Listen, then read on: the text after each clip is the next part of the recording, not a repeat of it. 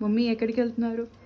Hi అండి, ఇక్కడ plastic awareness programme జరుగుతుందంట, ఇన్వైట్ చేశారు, అందుకే వెళ్దామని వెళ్తున్నాను. అవుతే వీడియోస్ కొంచెం క్లిప్స్ తీసి వేస్తాను నా యూట్యూబ్ కోసం. బాయ్.